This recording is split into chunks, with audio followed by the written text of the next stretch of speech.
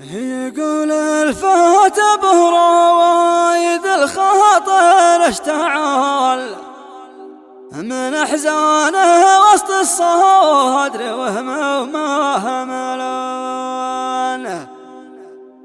الاحزان تتجدد على القلب بالجمال وضاقت بين الدنيا فما شيلها امان. زمن العانى والحزن والضيق والعلل تجي فاجعه والأوله ما له ثمان. تجي فاجعه والأوله ما له ثمان. كتب كلمات هذا المرثيه الأخ الشاعر كهلان مبارك أحمد صياد بعد مقتل الشهيد الشيخ أحمد بن أحمد البجلي من قبيلة حضر خولان طيال رحمة الله تغشاه واسكنه في سيح جناته وأنا لله وأنا إليه راجعون. أداء أبو أسعد النصيري هند صخري الأستاذ هشام الكومان.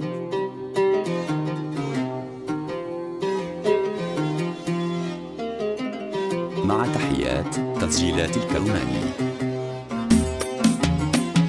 يقول الفتى بروايد الخاطر اشتعل من احزانه وسط الصدر وهمومه هملان.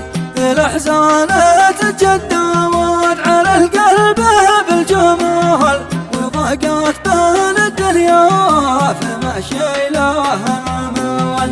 زمن العانى والحزن والضيق والعلل تجي فاجعه والأوله ولا ما لها ثمان.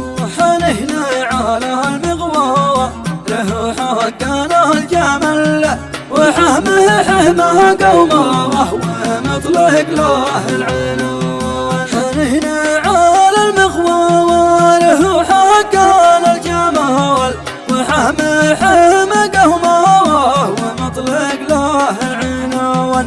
على صاحب ذمه واننا روح والتكال ولا باس خيط فان وحطم قوى الكيان.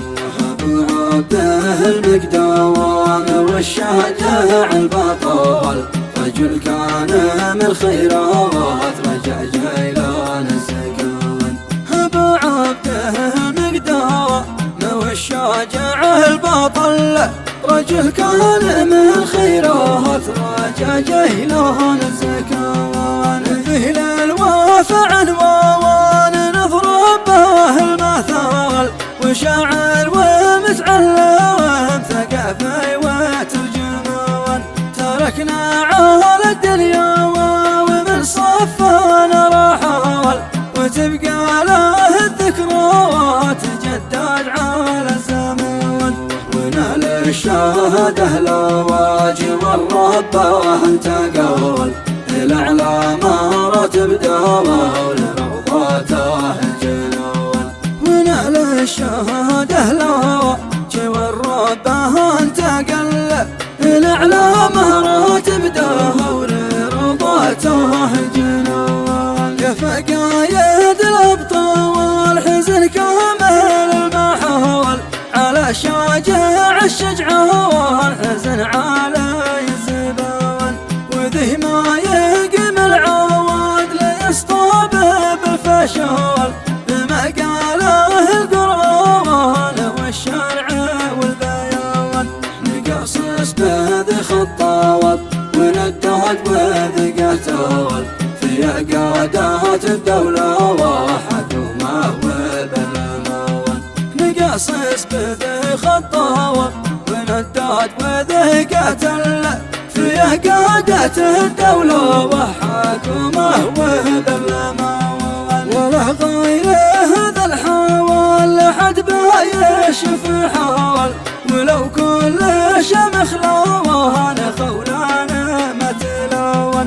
وفي خاتمها صلى ويتمه مطيرها مول عليك يا رسول الله من صادق اللسان. عليك يا رسول الله من صادق اللسان.